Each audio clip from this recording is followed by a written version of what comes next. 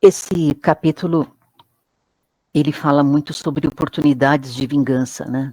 As oportunidades que talvez vocês tenham se colocado aí no lugar de Davi, o modo como ele tem sido perseguido por Saul, esse vai e vem, né, de emoções de Saul. Uma hora ele pende para o perdão, outra hora ele vai para a vingança, né, para o desejo de morte, do ciúme descontrolado, a inveja que ele tinha de Davi.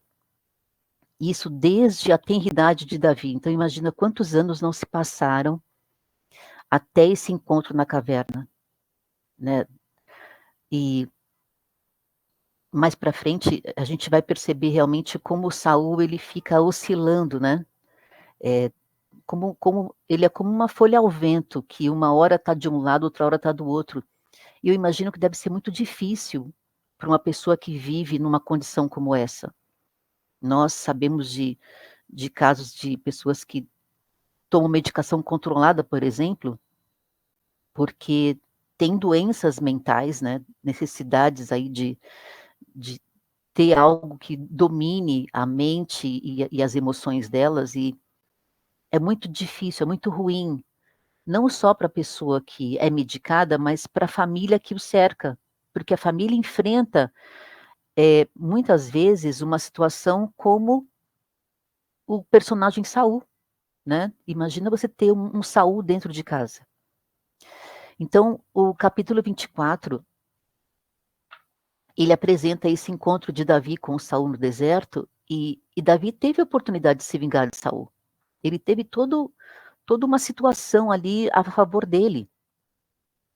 Eu imagino quantas vezes Saul não planejou contra a vida de Davi, que devia ser uma coisa, né, diária, né, corriqueira ali, nos trâmites, e as oportunidades que Davi teve para fugir, mas enquanto ele fugia, como ele se sentia com relação a essa ação de Saul contra a vida dele? O turbilhão de sentimentos, de pensamentos e emoções de Davi deviam ser muito intensos, né? Porque imagina você ter uma pessoa que te odeia, que está constantemente buscando a tua morte. O que você não pensa dessa pessoa? Porque você fica imaginando quantas vezes Davi não foi bom para Saul, quantas vezes Davi não esteve ao lado dele para tirá-lo de uma situação de risco, né? Quando ele era tomado ali por espíritos malignos, quando Davi estava diante das batalhas para defender o rei e o povo. Então eu imagino que Davi ficava o tempo todo pensando isso, né? As coisas que ele fez em prol do próprio rei, que ele também amava, a ponto dele chamá-lo de pai, não é? E ter respeito e esse temor diante dele. Então, mesmo através dessa perseguição de anos, Davi escolheu, numa situação de decisão ali, poupar o seu próprio inimigo. É um inimigo próximo, né? É estranho dizer isso. Ele tem um significado simbólico, que é muito importante dentro da história da Bíblia. Né? Ele mostra como Davi foi capaz de deixar o passado para trás e superar os seus sentimentos de vingança e ódio em relação a Saul. Então, tudo que ele passou, imagina, tudo aquilo passou na cabeça dele como se fosse um filme, dizendo, essa é a minha oportunidade de me vingar desse homem, me livrar dele de uma vez por todas, porque se Davi tivesse matado Saul naquele, para ele teria terminado. Ele estava com a faca e o queijo na mão. E não só tendo aqueles sentimentos dele ali, nessa narrativa de eu vou resolver a situação, ele tinha pessoas ao lado dele que também gostavam dele como líder, para dizer, essa é a sua chance. Agora você pode ir lá se vingar. Acaba logo com isso. Termina com esse sofrimento, essa perseguição. E em vez disso, Davi demonstrou amor e compaixão. Então, mesmo diante da injustiça que ele havia sofrido, esse encontro no deserto, ele é um exemplo, gente, poderoso para que nós busquemos a paz e a reconciliação em nossos relacionamentos, independente das circunstâncias. Por mais difícil que seja que a gente enfrente, esse é um exemplo que a gente pode tomar no nosso dia a dia, para desenvolver um desejo, um sentimento de conciliação, né, de concílio, de reconciliação. Então, você certamente conhece ou conheceu alguém como Saul, tentando puxar o seu tapete, tirando sua confiança, né, traindo sua confiança, desejando a sua queda e destruição. Quem já não passou por isso? Dentro da família, com os amigos, no trabalho, na escola. Pessoas que buscam fazer o mal, muitas vezes sem razão, inexplicavelmente causam dor, né? Já causaram sofrimento para a gente, falta de esperança e deixaram cicatrizes. Eu tenho memórias assim da infância de sofrer bullying, né? Hoje tem nome, né? Mas quando eu era criança, era perseguição mesmo, era maldade das crianças. E, e eu tenho esses flashes de memória. Consegui perdoar essas pessoas, graças a Deus, me senti livre. A Bíblia apresenta a vingança como algo que deve ser deixado nas mãos de Deus. O que nós devemos buscar? Em Romanos 12, 19, diz o seguinte: Amados, nunca procurem vingar-se, mas deixem com Deus a ira, pois está escrito: Minha é a vingança, eu retribuirei, diz o Senhor. A vingança é do Senhor, não é nossa. Ele vê todas as coisas. Nós somos filhos e filhas de Deus e co-herdeiros com Cristo. Vocês imaginam uma situação em que Deus não olhe para nós e não tenha compaixão e misericórdia da nossa vida diante de uma situação tão difícil, de perseguição, de luta, de traição, de planos contrários contra a nossa vida? Então, quando a gente se depara com essa situação em que Davi encontra Saul ali naquela caverna, ali no deserto, e ele tem a oportunidade única de se vingar de tudo que Saul tinha feito. Ao invés disso, ele escolhe demonstrar clemência e honra. Ele poupa a vida do seu adversário. Essa atitude de Davi mostra que os seus princípios bíblicos eram muito fortes nele, né? A sua confiança em Deus estava acima de todas as coisas. Davi reconheceu que ele não tinha autoridade para se vingar e que somente Deus era capaz de julgar Saul. Além disso, Davi, ele sabia que as suas ações poderiam ter consequências negativas a longo prazo. Por isso, ele escolheu seguir o caminho da justiça e misericórdia. Então, ele teve essa sabedoria de saber o que significa ali uma vingança. O ato de se vingar, pessoal, é uma resposta impulsionada por sentimentos como raiva, ódio, rancor e injustiça. Então, imagina você numa situação em que você tem todos esses sentimentos: raiva, ódio, rancor e injustiça. Qual é o passo que você tem a tomar? Vingança. Eu estou sentindo tudo isso, o que eu posso fazer com tudo isso contra a pessoa que está ali me atacando? Vou me vingar dela.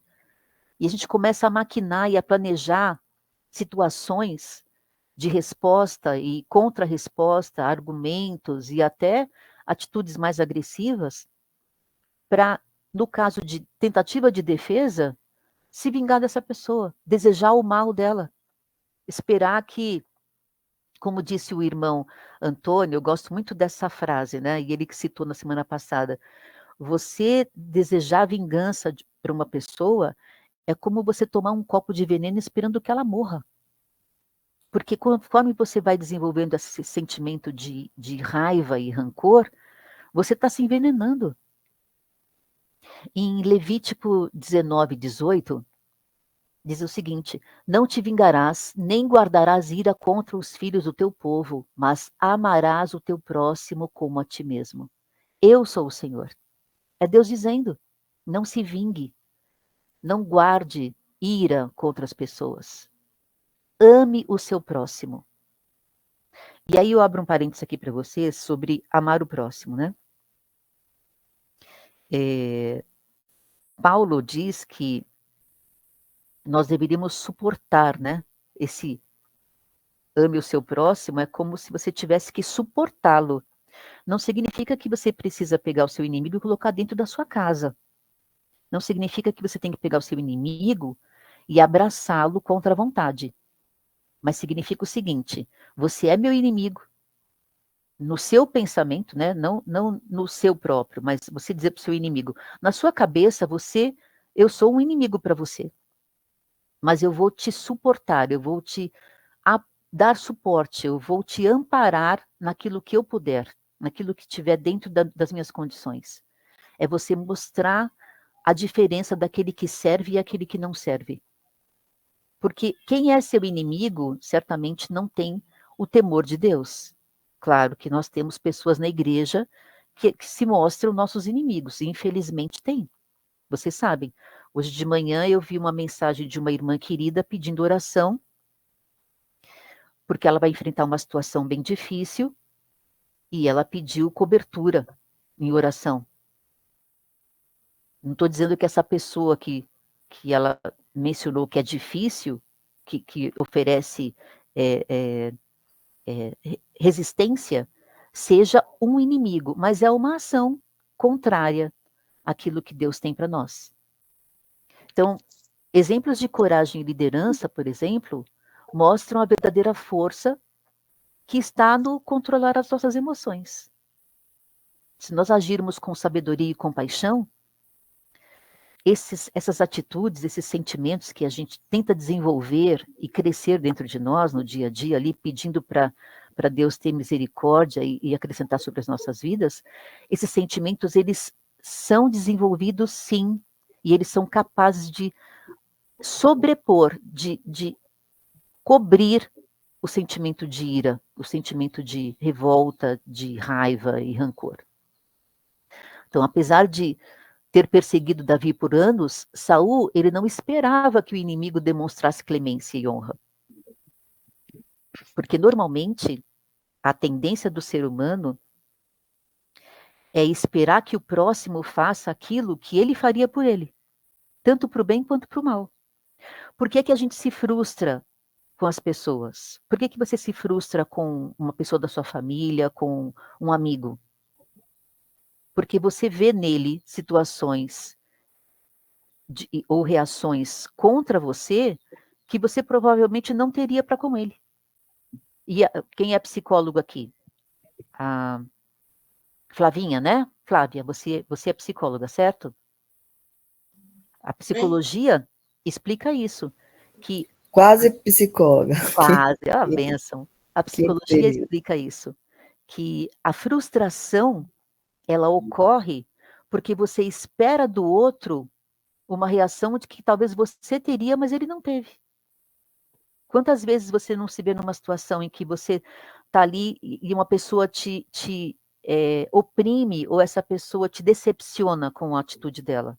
E aí você fala assim, eu jamais faria isso com ela. Sim, você não faria, mas ela faz. Ela tem uma formação diferente da sua, ela tem um pensamento diferente do seu, ela tem atitudes diferentes da sua, e possivelmente você tem aí um grau de maturidade e entendimento que, obviamente, aquela outra pessoa ainda não chegou nisso. E cabe a você, nessa questão do amar o seu próximo, de mostrar para o teu inimigo, mostrar para essa pessoa que, olha, você está errada, que foi o que Davi fez com o Saul. Davi mostrou prova cabal. Davi mostrou o pedaço do manto dele na mão dele. Essa aqui é uma prova de que você esteve nas minhas mãos, eu podia me vingar de você, eu podia acabar com o meu sofrimento. E eu não fiz. As pessoas ao nosso redor, sendo cristãs ou não, sendo filhas do Deus vivo ou não, ou sendo criaturas, elas foram feitas pelo nosso Pai. Elas foram formadas no ventre das mães, assim como Deus formou a gente. Elas não são diferentes nesse quesito. E merecem misericórdia, merecem clemência, merecem a oportunidade de você olhar para elas, segurar o pedaço do tecido, e esse tecido você pode figurar aí de várias maneiras, né? Você trazer para essa pessoa várias oportunidades que você teve de promover ali uma defesa em questão de vingança e dizer para ela assim: tudo isso que aconteceu, eu quero te dizer, olha, eu estou aqui segurando o tecido da minha vingança, mas eu quero te dizer que o amor de Deus, ele encobre todo sentimento ruim. O amor de Deus é capaz de transformar vidas e nos curar as feridas.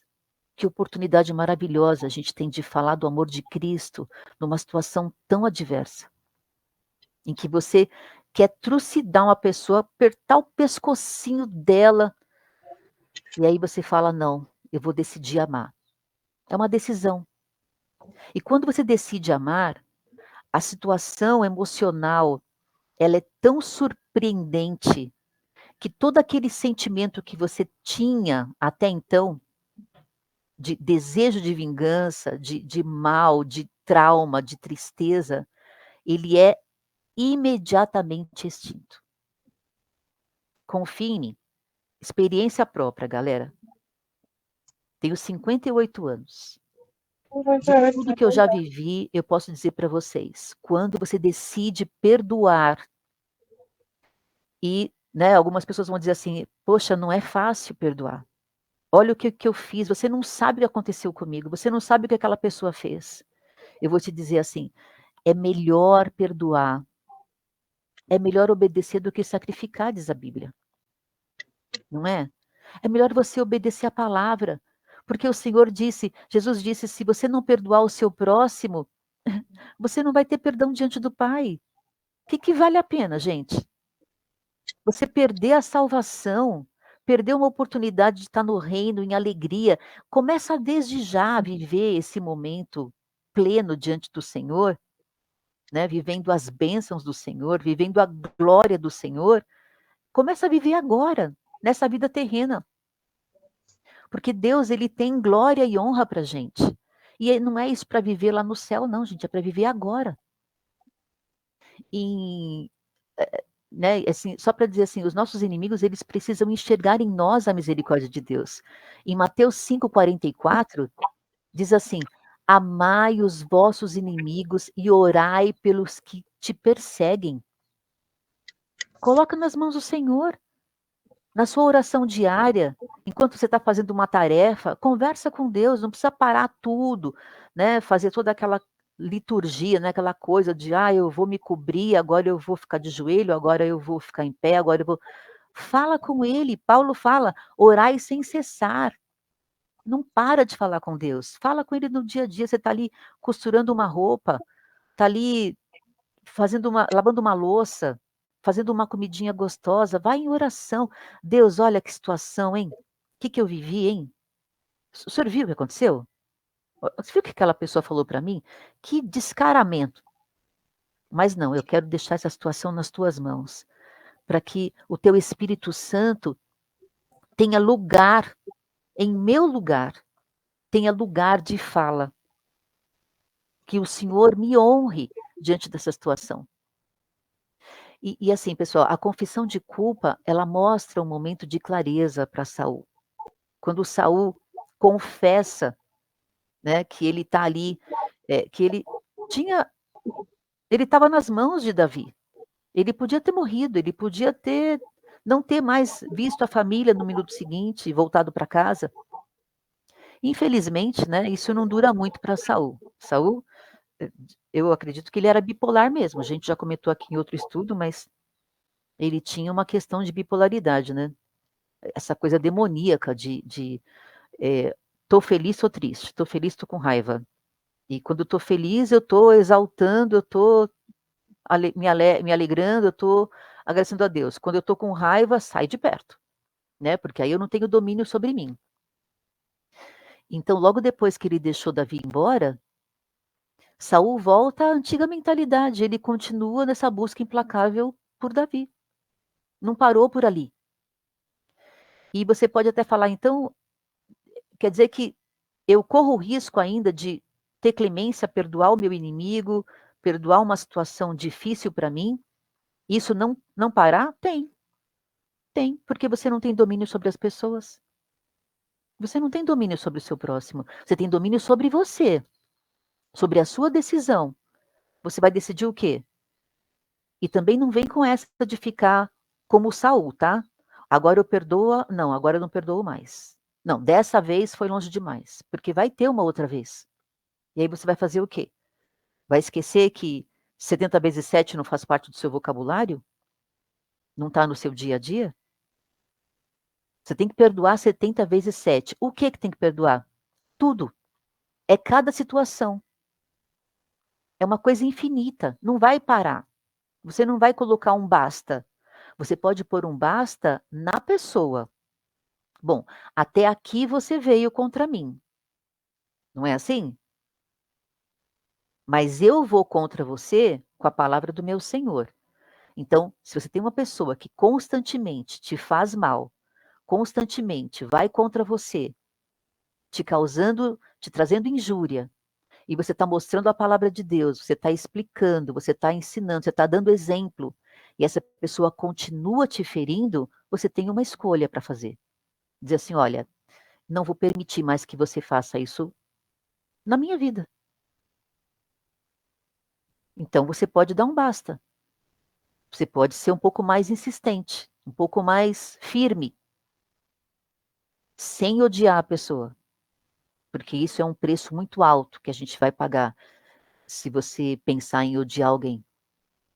Então, quando Saul volta àquela mentalidade de busca implacável contra Davi, ele não aproveitou a oportunidade de mudar o caminho. Ele se deixou consumir pelo ódio, pelo ciúme dele. Foi uma escolha? Foi. A reação de Saul, ele também mostra que se a gente não está disposto a mudar, nós podemos nos condenar num ciclo interminável, num conflito de conflito e sofrimento. Porque aí agora vamos inverter a situação. Vamos falar da gente, né? Você está numa situação que você tem um sentimento ruim contra uma pessoa. Você tem um sentimento de querer exterminá-la todos os dias. Um sentimento de vingança. Porque Saul queria se vingar de Davi. Se vingar por todas as coisas que tinham acontecido. Coisas que trouxeram para Saul situações favoráveis a ele. De vencer guerras, de trazer paz para a cidade, do povo ficar em alegria, em contentamento, porque Saul escolheu uma pessoa para liderar o exército e eles voltavam da guerra vitoriosos. Então, teve ali situações em que realmente Saul podia falar, ter orgulho do garoto, orgulho de quem ele tinha nomeado. E aí você se coloca na situação de Saul, tentando a todo momento maquinar situações ali, frases de efeito para você falar para a pessoa. Ah, quando a pessoa chegar até mim, porque ela fez alguma coisa contra mim, porque eu sei que eu não gosto muito dela, eu vou falar tal coisa. Ah, ela vai ouvir. Ah, deixa ela comigo. Vou falar poucas e boas. É você ser Saul. Será que Deus olha para você e fala: ah, filhinho, filhinha amada, em quem eu tenho prazer? Misericórdia. Eu oro e falo: Deus, me ajuda na minha soberba. Me ajuda. Porque eu sou terrível. Não me deixa não, Senhor. Não me deixa fazer as minhas escolhas não, porque as minhas escolhas são péssimas. O Senhor já sabe os exemplos que eu dei esses anos todos. Não faz isso comigo não, mas me ensina. Em Provérbios 20, 22, diz assim, não digas, vingar-me-ei do mal. Espera no Senhor e Ele te livrará. Espere no Senhor. Meu Deus, deixa Deus tomar conta. Fala, Deus é mais forte do que eu, mas eu quero praticar Provérbios 20, 22. Eu não vou me vingar. Eu vou esperar no Senhor. nós temos algumas lições espirituais para aprender nesse capítulo. O versículo 15 de 1 Samuel 24 diz assim: o Senhor, pois, seja o árbitro e julgue entre mim e ti, e veja, e defenda a minha causa, e me faça justiça, livrando-me da tua mão. Que esse seja o seu versículo diário, a sua oração diária, diante de cada situação adversa. Versículo